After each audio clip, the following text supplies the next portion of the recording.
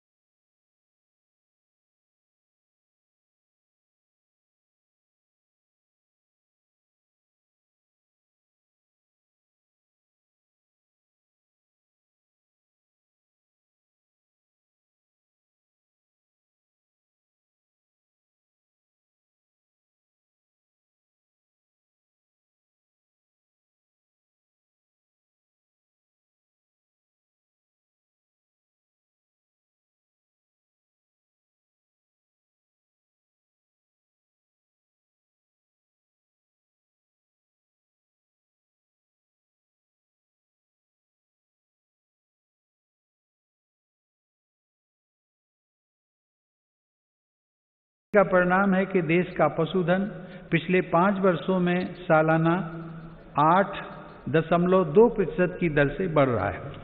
सरकार ने डेयरी क्षेत्र में बुनियादी ढांचे की स्थापना और निवेश को प्रोत्साहित करने के लिए 15,000 करोड़ रुपए के पशुपालन अवसंरचना विकास कोष की स्थापना भी की है। मेरी सरकार ने पशुपालन और मत्स्य पालन को भी कृषि क्षेत्र की तरह ही किसान क्रेडिट कार्ड की सुविधा दी है। देश में प्रधानमंत्री मत्स्य संपदा योजना के माध्यम से मछुआरों की आय को बढ़ाने के लिए भी काम हो रहा है। इस क्षेत्र में अगले 5 सालों में लगभग 20,000 करोड़ रुपए का निवेश करने की योजना है। किसानों की आमदनी बढ़ाने के लिए मेरी सरकार अन्नदाता को ऊर्जादाता बनाने का भी अभियान चला रही है। प्रधानमंत्री कुसुम योजना के तहत किसानों को 20 लाख सोलर पंप दिए जा रहे हैं। सरकार द्वारा गन्ने के सीरे, मक्का, धान इत्यादि से एथनॉल के उत्पादन को भी बढ़ावा दिया जा रहा है। पिछले 6 वर्षों में सरकार की सकारात्मक नीतियों के कारण एथनॉल का उत्पादन 38 करोड़ लीटर से बढ़कर 190 करोड़ लीटर हुआ है। यह उत्पादन इस वर्ष बढ़कर 320 करोड़ लीटर तक हो जाएगा, ऐसी उम्मीद है। एथनॉल देश के किसानों की आय बढ़ाने का एक बड़ा जरिया बनकर उभर रहा है। माननीय सदस्यगण, पूज्य बापू आत्मनिर्भर आदर्श गांव के निर्माण की इच्छा रखते थे। इसी विचार को लेकर चल रही मेरी सरकार आज गांव के बहुआयामी विकास के लिए लगातार काम कर रही है। गांव के लोगों का जीवन स्तर सुधरे, यह मेरी सरकार की प्राथमिकता है। इसका उत्तम उदाहरण 2014 से गरीब ग्रामीण परिवारों के लिए बनाए गए 2 करोड़ घर हैं।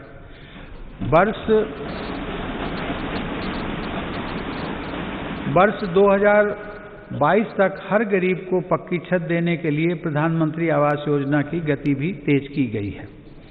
मेरी सरकार द्वारा शुरू की गई स्वामित्व योजना से अब ग्रामीणों को उनकी संपत्ति पर कानूनी हक मिल रहा है। स्वामित्व के इस अधिकार से अब गांव में भी संपत्तियों पर बैंक लोन लेना, हाउस लोन लेना आसान बनेगा और ग्रामीण क्षेत्रों में आर्थिक गतिविधियां तेज होंगी। इस योजना का भी विशेष लाभ गांव के छोटे उद्यमियों और कुटीर उद्योगों से जुड़े लोगों तथा छोटे किसानों को होगा। माननीय सदस्यगण, बाबा साहेब आम्बेडकर संविधान के मुख्य शिल्पी होने के साथ साथ हमारे देश में वाटर पॉलिसी को दिशा दिखाने वाले भी थे।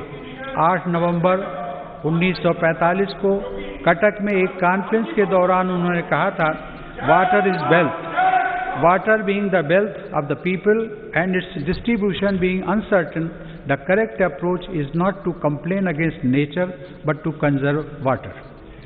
बाबा साहब की प्रेरणा को साथ लेकर मेरी सरकार जल जीवन मिशन की महत्वाकांक्षी योजना पर काम कर रही है। इसके तहत हर घर जल पहुंचाने के साथ ही जल संरक्षण पर भी तेज गति से काम किया जा रहा है। मुझे यह बताते हुए हर्ष है कि इस अभियान के तहत अब तक 3 करोड़ परिवारों को पाइप वाटर सप्लाई से जोड़ा जा चुका है।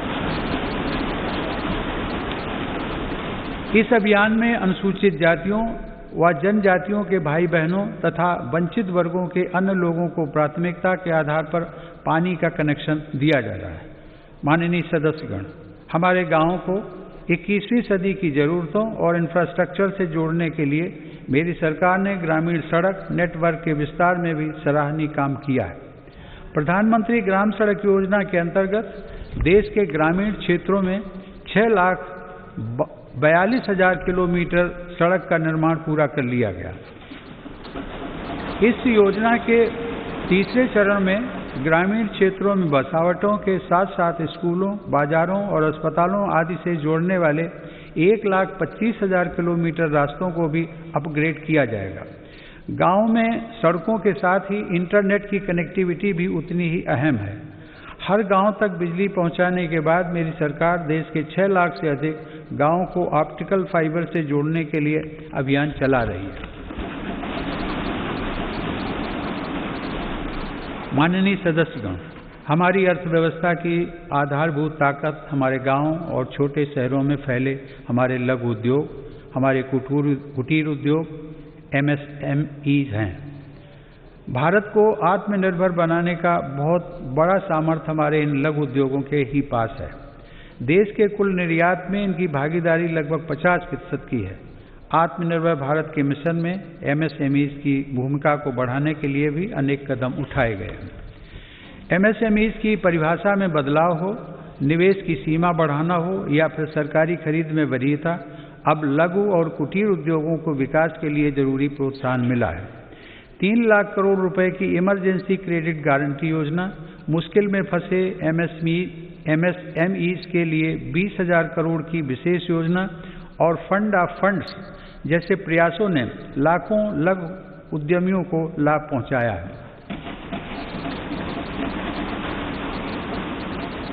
जेम पोर्टल से देश के दूर दराज वाले क्षेत्रों के MSMEs को सरकारी खरीद में पारदर्शिता के साथ साथ अधिक भागीदारी भी मिल रही है। मेरी सरकार की यह निरंतर कोशिश है कि उद्यमशीलता का लाभ देश के हर वर्ग को मिले। हुनर हाट और उस्ताद योजना के माध्यम से लाखों शिल्पकारों का कौशल विकास भी किया जा रहा है और उनको रोजगार के अवसर दिए जा रहे हैं। इन लाभार्थियों में आधे से अधिक महिला शिल्पकार हैं। ई-हाट के माध्यम से इन शिल्पकारों को पूरी दुनिया के खरीदारों से जोड़ा जा रहा है। आत्मनिर्भर भारत में महिला उद्यमियों की विशेष भूमिका है। मेरी सरकार ने महिलाओं को स्वरोजगार के नए अवसर देने के लिए कई कदम उठाए हैं। मुद्रा योजना के तहत अब तक 25 करोड़ से ज़्यादा ऋण दिए जा चुके हैं, जिसमें से लगभग 70% ऋण महिला उद्यमियों को मिले हैं।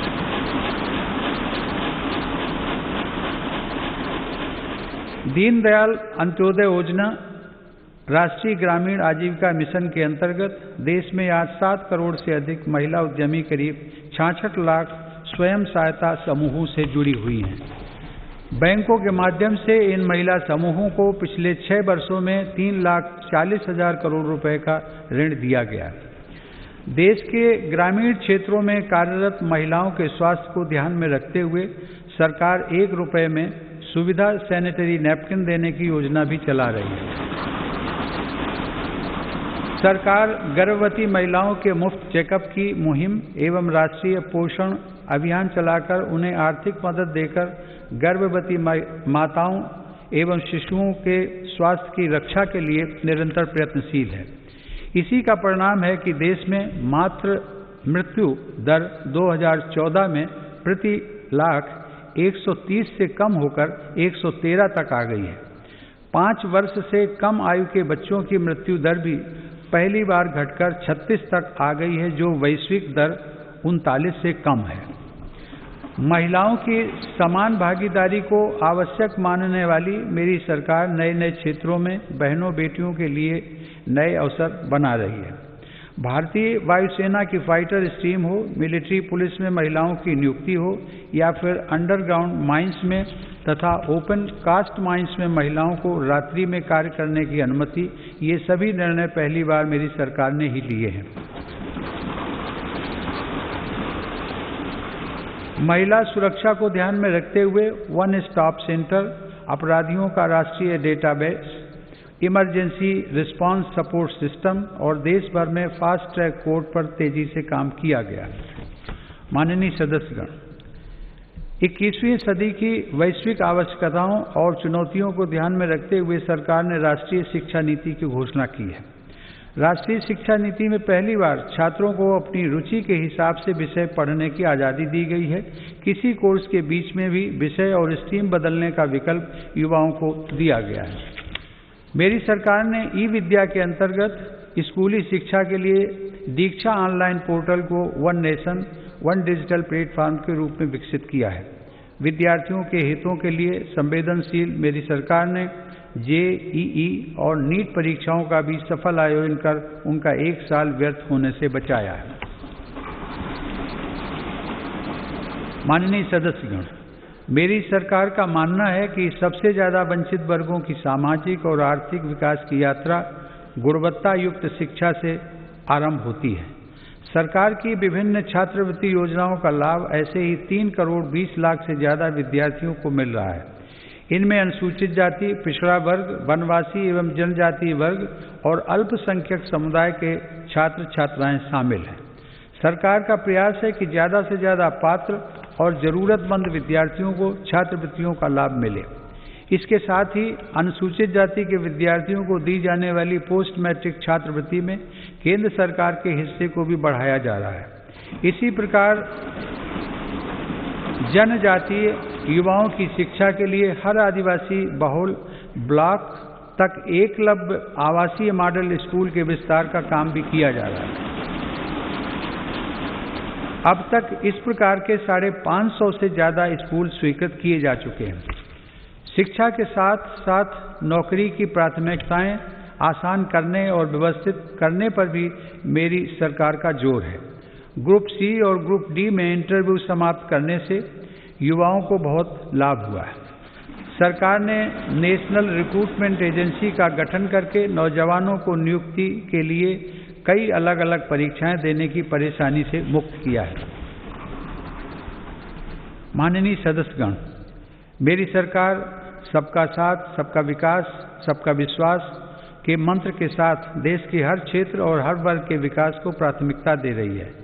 दिव्यांगजनों की मुश्किलों को कम करने के लिए देश भर में हजारों इमारतों को, सार्वजनिक बसों और रेलवे को सुगम बनाया गया है। लगभग 700 वेबसाइटों को दिव्यांगजनों के अनुकूल तैयार किया गया है। इसी तरह ट्रांसजेंडर व्यक्तियों को भी बेहतर सुविधाएं और समान अवसर देने के लिए transgender persons protection of rights act लागू किया गया है। डी नोटिफाइड नोमैडिक एवं सेमी नोमैडिक कम्युनिटीज यानी विमुक्त, घुमंतु और अर्ध घुमंतु समुदायों के लिए भी विकास एवं कल्याण बोर्ड की स्थापना की गई है। विकास की दौड़ में पीछे रह गए देश के 112 आकांक्षी जिलों में मेरी सरकार प्राथमिकता के आधार पर विकास योजनाओं को लागू कर रही है। इसका बहुत बड़ा लाभ आदिवासी भाई बहनों को हो रहा है। आदिवासियों की आजीविका के प्रमुख साधन यानी वन उपज की मार्केटिंग और वन उपज आधारित छोटे उद्योगों की स्थापना का काम भी जारी है। ऐसी कोशिशों से लगभग 600 करोड़ रुपए की अतिरिक्त राशि जनजातीय परिवारों तक पहुंची है। सरकार द्वारा 46 वन उपजों पर एमएसपी 90% तक बढ़ाई गई है। माननीय सदस्यगण, आधुनिक टेक्नोलॉजी का भारत में विकास और हर भारतीय की आधुनिक टेक्नोलॉजी तक आसान पहुंच आत्मनिर्भर बनते भारत की अहम पहचान है। 2 गज की दूरी की अनिवार्यता के बीच देश की संस्थाओं और नागरिकों ने डिजिटल इंडिया की ताकत से देश की रफ्तार को थमने नहीं दिया। पिछले वर्ष दिसंबर में यूपीआई से 4 लाख करोड़ रुपए से भी अधिक का डिजिटल पेमेंट हुआ है। आज देश के 200 से ज़्यादा बैंक यूपीआई व्यवस्था से जुड़े हैं। इसी तरह डिजिलॉकर का 400 करोड़ से अधिक डिजिटल डॉक्यूमेंट्स के लिए पेपरलेस प्लेटफॉर्म की तरह उपयोग किया जा रहा है। उमंग ऐप पर भी देश के करोड़ों नागरिक 2000 से ज़्यादा सेवाओं का लाभ ले रहे हैं। देश में 3.5 लाख से अधिक कॉमन सर्विस सेंटर ग्रामीण क्षेत्रों में लोगों को सरकारी सेवाओं से जोड़ रहे हैं। इसी क्रम में इंडियन स्टैंप एक्ट में संशोधन करके अब देश में ई स्टैंप की व्यवस्था भी लागू कर दी गई है।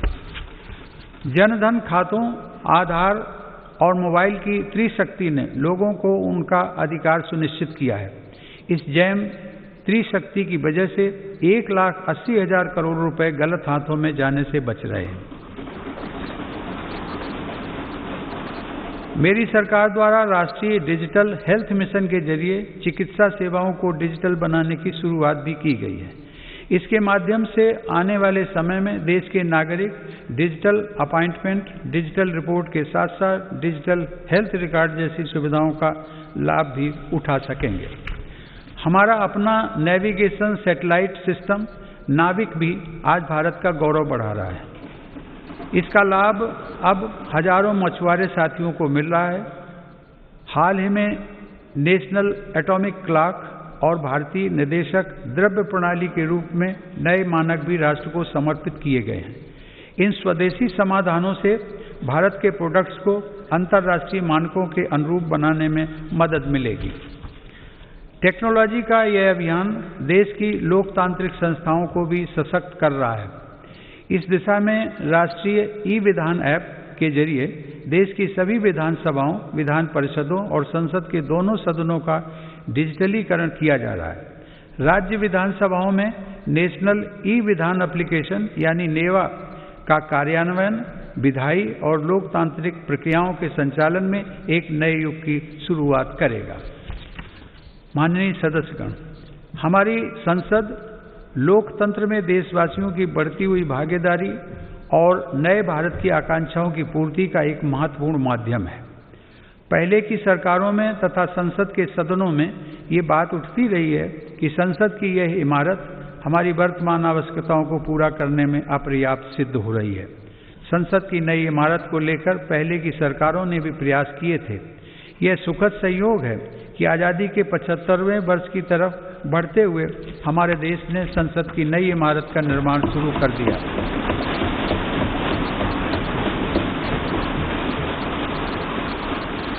नए संसद भवन के बनने से अपने संसदीय दायित्वों को निभाने में हर सदस्य को अधिक सुविधा मिलेगी। माननीय सदस्यगण, देशवासियों ने जिस तेजी से तकनीक और बदलाव को आत्मसात किया है वह इस बात का प्रमाण है कि आज हर भारतीय देश को नई ऊंचाई पर पहुंचते हुए देखने के लिए कितना आतुर है। देशवासियों की आकांक्षाओं को ध्यान में रखते हुए मेरी सरकार तेजी से निर्णय ले रही है और अर्थव्यवस्था से जुड़े हर सेक्टर में ऐसे सुधार कर रही है जिनकी प्रतीक्षा वर्षों से थी। फेसलेस टैक्स असेसमेंट और अपील की सुविधा देने के साथ ही मेरी सरकार ने देश में उद्यमशीलता को प्रोत्साहित करने के लिए कंपनी अधिनियम के अनेक प्रावधानों को गैर आपराधिक बना दिया है। उद्योगों को जरूरी सुविधाएं मिल सकें, इसके लिए औद्योगिक क्षेत्रों का GIS तकनीक पर आधारित डेटाबेस तैयार किया जा रहा है। इस डेटाबेस में देश भर की लगभग 5 लाख हेक्टेयर औद्योगिक भूमि से जुड़ी जानकारी उपलब्ध है। मुझे खुशी है संसद के दोनों सदनों ने श्रमेव जयते की भावना पर चलते हुए श्रमिकों के जीवन में बदलाव लाने वाला निर्णय लिया है। 29 केंद्रीय श्रम कानूनों को कम करके 4 लेबर कोड बनाए गए। इन श्रम सुधारों में राज्यों ने भी अगुवाई की है। इन सुधारों से श्रम कल्याण का दायरा बढ़ेगा, श्रमिकों को निश्चित समय पर मजदूरी मिल पाएगी और रोजगार के ज़्यादा अवसर तैयार होंगे। नए लेबर कोड हमारी महिला श्रमिकों की अधिक और सम्मानजनक भागीदारी भी सुनिश्चित करते हैं।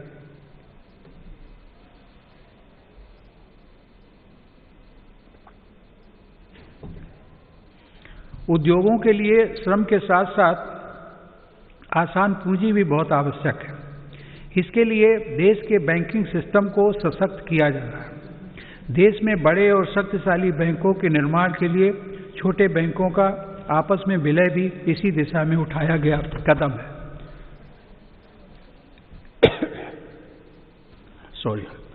मैन्युफैक्चरिंग से जुड़े 10 सेक्टर्स के लिए पहली बार देश में लगभग 1.5 लाख करोड़ रुपए की प्रोडक्शन लिंक्ड इंसेंटिव स्कीम लागू की गई है।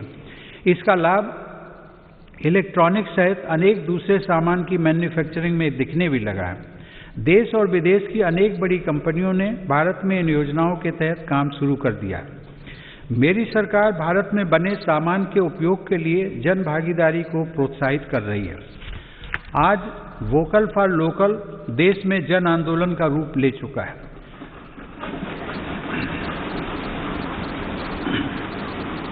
भारत में बने सामान के प्रति भावनात्मक लगाव के साथ ही गुणवत्ता में भी श्रेष्ठ हों, इस दिशा में काम किया जा रहा है। देश में ईज ऑफ डूइंग बिजनेस में सुधार के लिए भी निरंतर कदम उठाए जा रहे हैं। इसके लिए राज्यों के बीच स्वस्थ प्रतिस्पर्धा को प्रोत्साहित किया जा रहा है। यह बड़े हर्ष की बात है कि रैंकिंग में सुधार की गंभीरता को राज्य भी समझ रहे हैं और इसमें बढ़ चढ़कर हिस्सा ले रहे हैं। कोरोना के इस काल में प्रत्येक भारतीय का जीवन बचाने के प्रयासों के बीच अर्थव्यवस्था को जो हानि हुई थी, उससे भी अब देश उबरने लगा है। यह आज अनेक इंडिकेटर्स के माध्यम से स्पष्ट हो रहा है। इस मुश्किल समय में भी भारत दुनिया के निवेशकों के लिए आकर्षक स्थान बनकर उभरा है। अप्रैल से अगस्त 2020 के बीच लगभग 36 अरब डॉलर का रिकॉर्ड प्रत्यक्ष विदेशी निवेश भारत में हुआ है।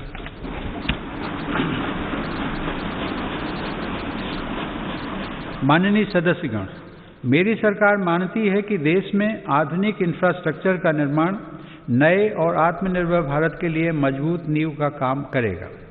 कोरोना काल में भी इंफ्रास्ट्रक्चर के अनेक बड़े प्रोजेक्ट्स पर तेजी से काम करना होना और उनको पूरा करना हमारी प्रतिबद्धता को दर्शाता है।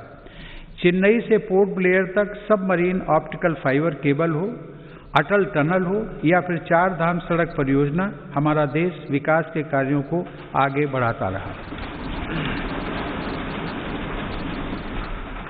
कुछ दिन पहले ही पूर्वी और पश्चिमी डेडिकेटेड फ्रेट कॉरिडोर के सेक्शंस देश को समर्पित किए गए। ये फ्रेट कॉरिडोर पूर्वी भारत में औद्योगिकरण को प्रोत्साहन देने के साथ ही रेल यात्रा में होने वाली अनावश्यक देरी को भी कम करेंगे। देश के इंफ्रास्ट्रक्चर को आधुनिक रूप देने के लिए मेरी सरकार 110 लाख करोड़ रुपए से अधिक की नेशनल इंफ्रास्ट्रक्चर पाइपलाइन पर भी काम कर रही है। साथ ही भारतमाला परियोजना के पहले चरण में 6 नए एक्सप्रेसवे और 18 नए एक्सेस कंट्रोल्ड कॉरिडोर्स का निर्माण चल रहा है।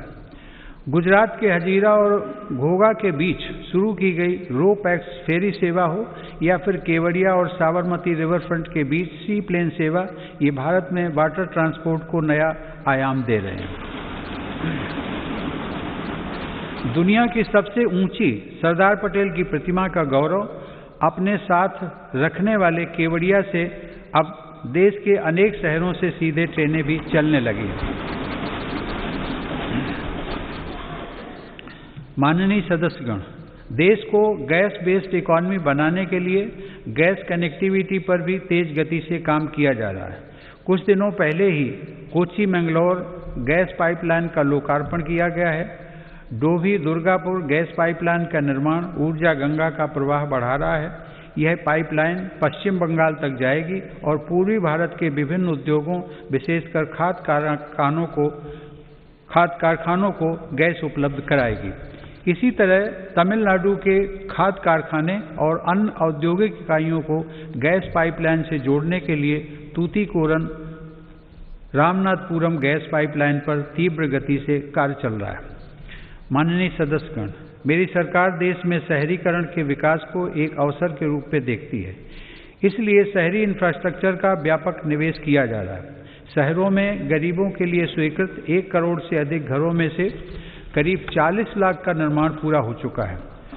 कुछ दिन पहले देश के 6 शहरों में आधुनिक टेक्नोलॉजी आधारित घर बनाने का काम भी शुरू किया गया है। शहरों में काम करने वाले श्रमिकों को बेहतर आवास मिल सके, इसके लिए उचित किराए वाली योजना भी शुरू की गई है। शहरों में कनेक्टिविटी से जुड़ा इंफ्रास्ट्रक्चर भी सरकार की प्राथमिकता है। आज देश के 27 शहरों में मेट्रो सेवा के विस्तार के लिए काम चल रहा है। कुछ दिन पहले ही दिल्ली मेट्रो के एक रूट पर ड्राइवरलेस मेट्रो का परिचालन भी किया गया।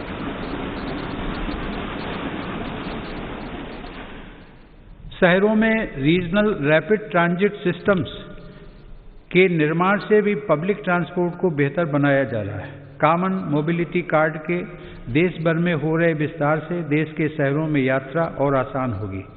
माननीय सदस्यगण, मेरी सरकार पूर्वी भारत के संपूर्ण और संतुलित विकास के लिए पूरी तरह से प्रतिबद्ध है। पूर्वोत्तर की भौगोलिक, सांस्कृतिक, भाषाई विशेषताओं और सामाजिक पहचान को सुरक्षित रखते हुए तेज विकास की नीति पर काम किया जा रहा है। ब्रह्मपुत्र नदी असम सहित उत्तर पूर्वी राज्यों की जीवन धारा है। इसी जीवन धारा को आर्थिक गतिविधियों का आधार बनाकर विभिन्न राष्ट्रीय जलमार्गों के आरंभ के लिए काम हो रहा है। इसका लाभ पूर्वोत्तर के किसानों, युवाओं और उद्यमियों को सभी को मिलेगा। अर्थ ब्रह्मपुत्र प्रोग्राम से इंटीग्रेटेड नेशनल वाटरवेज का विकास कर ब्रह्मपुत्र और बराक नदी को विकास की धारा बनाने का प्रयास जारी है। मेरी सरकार ने पूर्वोत्तर में स्थायी शांति के लिए संवेदनशीलता और सहभागिता की जिस नीति के साथ काम किया, उसका लाभ आज साफ दिख रहा है। आज पूर्वोत्तर में उग्रवाद समाप्ति की ओर है और हिंसा की घटनाओं में बड़ी कमी आई है। हिंसा के रास्ते पर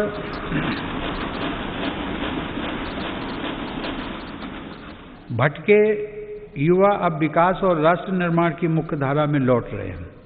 ब्रू शरणार्थियों के पुनर्वास को शांति और सौहार्द के साथ पूरा किया जा रहा है। इसी प्रकार ऐतिहासिक बोडो शांति समझौता भी हुआ है, जिसे सफलतापूर्वक लागू किया गया। समझौता होने के बाद इस बार बोडो टेरिटोरियल काउंसिल के चुनाव भी सफलता के साथ पूरे हुए हैं। माननीय सदस्यगण, मेरी सरकार देश की एकता और अखंडता को चुनौती देने वाली ताकतों से निपटने के लिए हर स्तर पर प्रयासरत है। एक तरफ जहां हिंसा प्रभावित क्षेत्रों में विकास को बढ़ावा दिया जा रहा है, वहीं दूसरी तरफ हिंसा फैलाने वाली ताकतों पर भी कड़ाई बरती जा रही है। इसी का परिणाम है कि नक्सली हिंसा की घटनाओं में बड़ी कमी आई है और नक्सल प्रभावित क्षेत्र का दायरा सिमट रहा है। मेरी सरकार की विकास नीति को जम्मू कश्मीर के लोगों ने भी भरपूर समर्थन दिया है। कुछ सप्ताह पहले ही आज़ादी के बाद पहली बार जम्मू कश्मीर में जिला परिषद के चुनाव सफलता के साथ संपन्न हुए।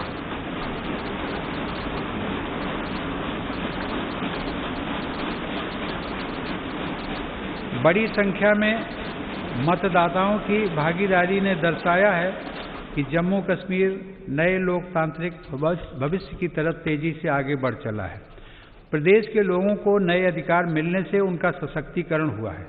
आयुष्मान भारत सेहत योजना लागू होने के बाद जम्मू कश्मीर के हर परिवार को 5 लाख रुपए तक के मुफ्त इलाज का लाभ मिलना तय हुआ है।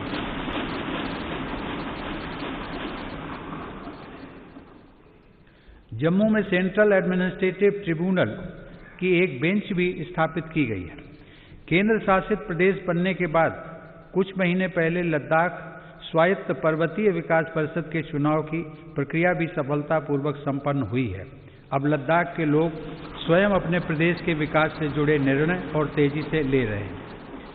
माननीय सदस्यगण, इस कोरोना काल में हम जब देश के भीतर आपदाओं से निपट रहे थे, तब हमारी सीमा पर भी देश के सामर्थ्य को चुनौती देने के प्रयास किए गए।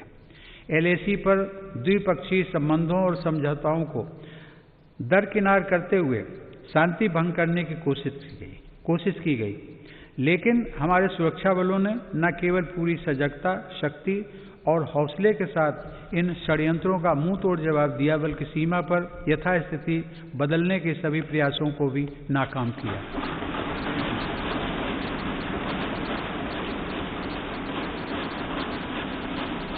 हमारे जाबाजों ने जिस संयम, शौर्य और पराक्रम का परिचय दिया, उसकी जितनी भी सराहना की जाए कम है। जून 2020 में हमारे 20 जवानों ने मातृभूमि की रक्षा के लिए गलवान घाटी में अपना सर्वोच्च बलिदान भी दिया। हर देशवासी इन शहीदों का कृतज्ञ है।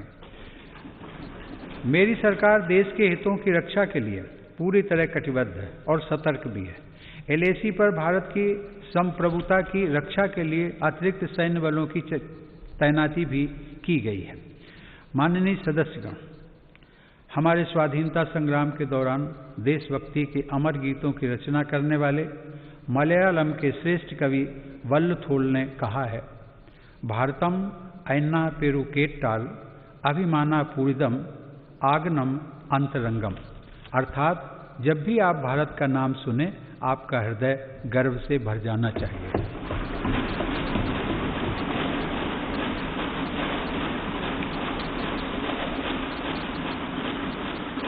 मेरी सरकार भविष्य के भारत की व्यापक भूमिका को देखते हुए अपनी सैन्य तैयारियों को सशक्त करने में जुटी है। आज अनेक आधुनिक साजो सामान भारत की सैन्य क्षमता का हिस्सा बन रहे हैं। रक्षा क्षेत्र में आत्मनिर्भरता पर भी सरकार का जोर है। कुछ दिन पहले ही सरकार ने HAL को 83 स्वदेशी लड़ाकू विमान तेजस के निर्माण का ऑर्डर दिया है। इस पर 48,000 करोड़ रुपए खर्च होंगे। सरकार द्वारा मेक इन इंडिया को बढ़ावा देने के लिए रक्षा से जुड़े 100 से अधिक सामानों के आयात पर रोक लगा दी गई है। इसी तरह supersonic torpedo, quick reaction missile, tank और स्वदेशी राइफलों सहित अनेक अत्याधुनिक हथियार देश में ही बन रहे हैं। आज भारत रक्षा सामान के निर्यात के क्षेत्र में भी तेजी से अपनी हिस्सेदारी बढ़ा रहा है। माननीय सदस्यगण, Indian National Space Promotion and Authorisation Centre अर्थात इन स्पेस का गठन स्पेस सेक्टर में बड़े सुधारों को गति देगा। आज हमें गर्व है कि इसरो के वैज्ञानिक चंद्रयान 3, गगनयान और स्मॉल सैटेलाइट लॉन्च व्हीकल जैसे महत्वपूर्ण अभियानों पर काम कर रहे हैं। परमाणु ऊर्जा में भी देश तेजी से आत्मनिर्भरता की तरफ बढ़ रहा है। कुछ महीने पहले काकरापार में देश के पहले स्वदेशी प्रेशराइज्ड हैवी वाटर रिएक्टर का सफल परीक्षण किया गया।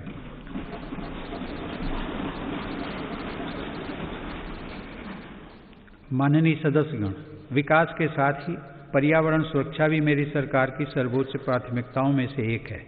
इसी संकल्प को लेकर भारत GDP की इमिशंस इंटेंसिटी को वर्ष 2005 की तुलना में 2030 तक 33 से 35% तक कम करने के लक्ष्य पर काम कर रहा है। पेरिस समझौते को लागू करने में भारत दुनिया के अग्रणी देशों में शामिल है। हाल ही में कच्छ के रेगिस्तान में दुनिया का सबसे बड़ा हाइब्रिड रिन्यूएबल एनर्जी पार्क बनाने का काम शुरू हुआ है। पिछले 6 वर्षों में भारत की नवीकरणीय ऊर्जा क्षमता में 2.5 गुना वृद्धि हुई है, जबकि सौर ऊर्जा क्षमता 13 गुना बढ़ी है। आज देश में कुल ऊर्जा उत्पादन क्षमता का लगभग 1/4 हिस्सा नवीकरणीय स्रोतों पर आधारित है। माननीय सदस्यगण, भारत अपनी वैश्विक जिम्मेदारियों को इस कोरोना काल में भी जिस गंभीरता से निभा रहा है, उसे आज दुनिया देख रही है। वसुधैव कुटुंबकम की भावना को चरितार्थ करते हुए भारत ने देश की घरेलू जरूरतों को पूरा करने के साथ ही 150 से अधिक देशों को जरूरी दवाइयों की आपूर्ति की। भारत वैश्विक स्तर पर वैक्सीन की उपलब्धता को सुनिश्चित करवाने के लिए प्रतिबद्ध है। यह देश का गौरव बढ़ाने वाली बात है कि वंदे भारत मिशन, जो दुनिया में इस प्रकार का सबसे बड़ा अभियान है, उसकी सराहना हो रही है। भारत ने दुनिया के सभी हिस्सों से लगभग 50 लाख भारतीयों को स्वदेश वापस लाने के साथ ही 1 लाख से अधिक विदेशी नागरिकों को भी उनके अपने देशों तक पहुंचाया है। कोविड-19 की बाधाओं के बावजूद भारत ने सभी साथी देशों से अपने संपर्कों और संबंधों को और मजबूत बनाया है। इस दौरान बड़ी संख्या में शिखर सम्मेलन, बहुपक्षीय कार्यक्रम और आधिकारिक बैठकों के जरिए अंतर्राष्ट्रीय सहयोग को भारत ने आगे बढ़ाया है। भारत ने ऐतिहासिक वैश्विक समर्थन हासिल करके इस वर्ष 8वीं बार एक अस्थायी अस्थायी सदस्य के रूप में सुरक्षा परिषद में प्रवेश भी किया है। भारत ने 2021 के लिए ब्रिक्स में अध्यक्ष पद भी ग्रहण किया है। माननीय सदस्यगण,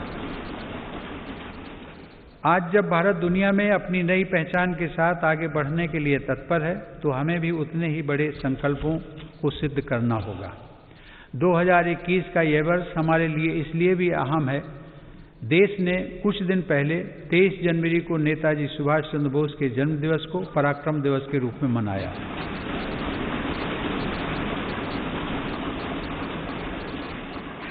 यह वर्ष नेताजी की 125वीं जन्म जयंती का वर्ष भी है। नेताजी की जयंती को बड़े पैमाने पर मनाने के लिए मेरी सरकार ने एक उच्च स्तरीय समिति का गठन किया है। हम सबके पूज्य गुरु तेग बहादुर का 400वां प्रकाश पर्व भी हम पूरी श्रद्धा के साथ मनाएंगे। इन समारोहों के साथ ही देश की स्वतंत्रता के 75वें वर्ष के उपलक्ष्य में अमृत महोत्सव का शुभारंभ भी इसी वर्ष हो जाएगा। माननीय सदस्यगण, विगत वर्ष में सामूहिकता की जिस शक्ति का हमने साक्षात्कार किया है, उसी शक्ति से हमें नए लक्ष्यों को प्राप्त करना है। पिछले कुछ वर्षों में देश ने अनेक ऐसे काम कर दिखाए हैं जिनको कभी बहुत कठिन माना जाता था। आर्टिकल 370 के प्रावधानों के हटने के बाद जम्मू कश्मीर के लोगों को नए अधिकार मिले हैं।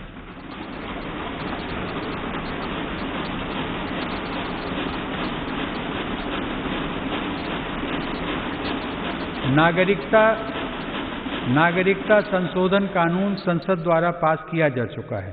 चीफ ऑफ डिफेंस स्टाफ के पद का लाभ देश को मिलना शुरू हो चुका है। सशस्त्र सेनाओं में महिलाओं की भागीदारी बढ़ रही है। उच्चतम न्यायालय के फैसले के उपरांत भव्य राम मंदिर का निर्माण शुरू हो चुका है।